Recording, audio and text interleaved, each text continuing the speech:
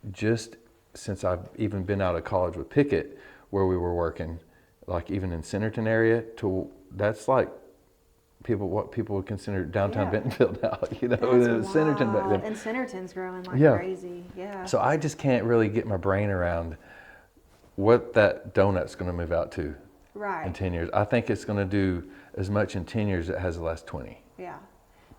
What city do you see the most opportunity and development happening in? Obviously Bentonville and Rogers area with the whole Walmart headquarters and like basically the new resort essentially. But do you foresee that, and like you mentioned like the donut, do you foresee that expanding west and east? Do you see it expanding more north towards Missouri, west towards Oklahoma? I think the new bypass thing going towards the airport is going to probably pop and have a lot happen there. And I'm in Greenland. My office is in Greenland. I remember I lived on Razorback Road in my grandma's old house.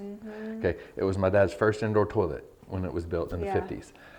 And that's where I started Pickett. You know, that's wild. You know, and I worked out of the living room. Like that was my office, and I got tired of people showing up 24/7. You know, 7 days a week. And I got in my truck and drove to where our office is now in Greenland, and I found a old compost barn and a chicken house, and that sort of turned into my office. Yeah. And I think Greenland's hot. Like there's not sewer there, it's coming. But I think it's probably the sleeping giant, and any exit off of 49, like it's probably the sleeping giant. Because from Greenland, Arkansas, I can be, if it's rush hour, you can take someone probably in East Springdale or West Springdale, or even Weddington and Fayetteville, and fight all that funnel traffic coming in. And I can beat you to Rogers. Because I can hop on the interstate and I'm there. Like, I don't have to fight all that feeder traffic. But I think the exits, you know, any place that's got to exit like Greenland and West Fork, as hilly as it is, West Fork's got to go sometime. And then, you know, you're going to keep going out toward probably Prairie Grove and Elkins. I don't know what Pea Ridge is doing. Centerton has a sewer problem that they're trying to navigate through. So, you know, it's still, nobody knows what's going to happen up there if they don't get that figured out. Right. So when you are looking to buy development property for your construction business, what are you looking for? Stuff that's developed. Okay. Like, you know, you really have water, sewer, gas, you know, is pretty important. How many acres are you looking for? If it's multifamily stuff, you know, I've got people right now that probably do 5 acres, you know, maybe. Well, the first one I ever did on my own for a guy was 3 point something right there on 15th Street. And it fit 51 units. So, you know, I would say those little deals will work. And that's probably what's going to keep the donut in, is the infill. You're going to have people coming in and just trying to find those little things, or maybe tear down an old house, even though it probably cost a fortune now, you know, to tear down, but just to buy it. But, you know, 3 acres and up. Okay. And when you're looking for land for running a cattle operation, what are you looking for? I'm not looking in Northwest Arkansas anymore. See, that's what I was mentioning. It's just astronomical right now, and like I just feel like farming in Northwest Arkansas. I don't necessarily want this to be the case, but I feel like farmers are getting driven out because, again, guys like you coming in and saying, "Hey, we'll give you X amount of money for your property," and it's dumb to not say no, right? And so, so where are you looking? You know, Washington, Benton County. I mean, they're both still good investments especially for developers in the multifamily world. And you know, you get all this residential growth, the commercial stuff's going to come with it. You know, it's just going to automatically happen because there's a gob of people out there doing that stuff. But run a cattle operation. For cattle? Yeah. Where are you looking? What are you looking for? What are you looking for? Water. Yeah. You know, and I mean, water you don't have to pay for. Well, like, so a river or a well or a big pond, you know, you need to have that, and you got to have good grass. You know, there's some good mountain ranches around yet, you know, but for me, it's hard to beat a good ranch with water in it. Like this place has a mile of Illinois River. That other place we bought years ago, Tracy and I bought, I think 12 years ago now, something like that. It's got 3/4 of a mile of Illinois River on it, and it's a lot of people run from river bottom ground because it stays wet, which is good when it's dry. Like it'll stay greener longer. But You know, anytime we get a flood, we're fixing water gaps. You know, that's Yeah. the downside of it. But I'd say places that have water. Yeah. But not Northwest Arkansas. So are you thinking Yeah. like Missouri, Oklahoma? Yeah, we're not looking. Further south? Yeah, we're not looking right now to expand the cattle and the Right. ranching thing. But if you were to. if I was, you know, that you can still get. I hear you can get land over in Oklahoma, just across the state line, even up into Missouri, that you can Right. get bought right, and if you got a down payment, you might be able to make a cattle operation work. Yeah. Even in Westville right now, it's like 18,000 an acre.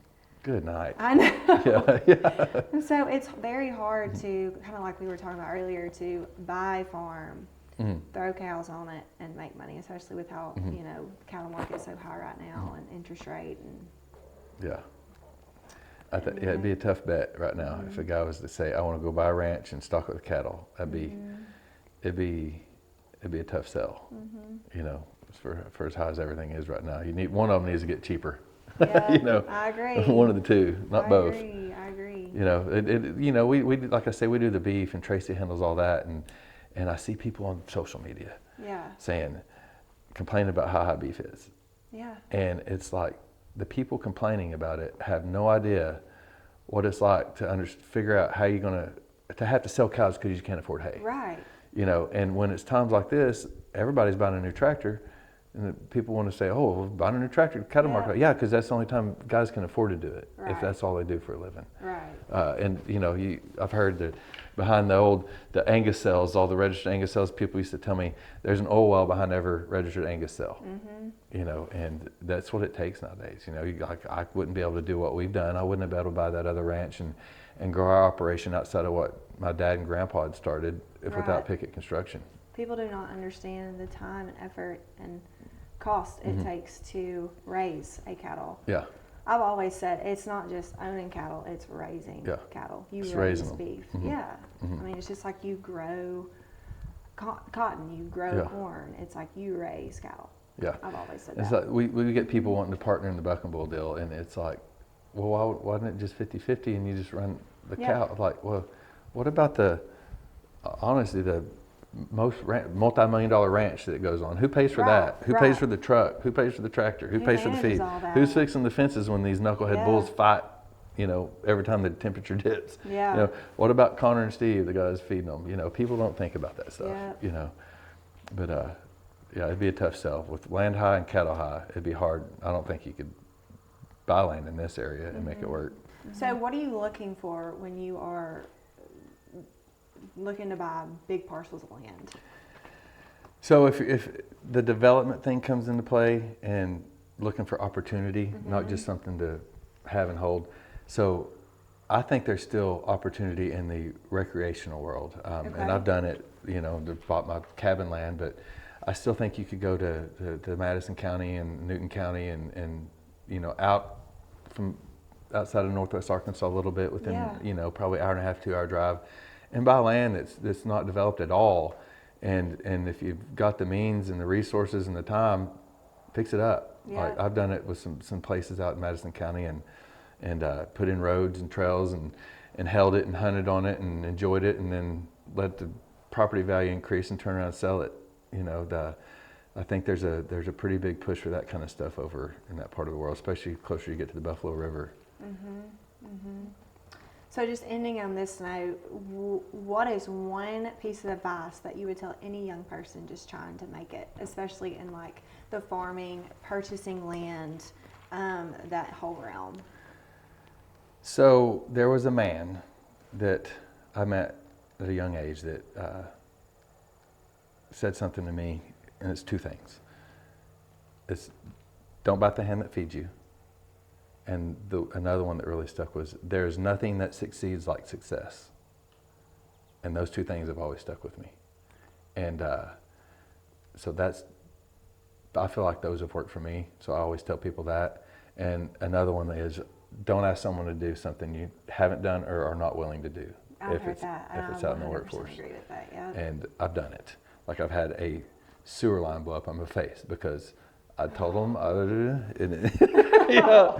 and everybody else threw up. I didn't when it blew up on me. It was like, but I did it, and I was never questioned again about when I asked somebody to do something. Yeah, and now you have your employees 100% respect you for that, and you have empathy for that. And you've been that low man on the totem pole and have gotten there. And I'm not a plumber. Yeah. I should never be messing with it. Okay. Well, Nathan, thank you so much for being here with us, and good luck to you in all your ventures, and we really appreciate it. Thank you. Good luck with your podcast. Thanks.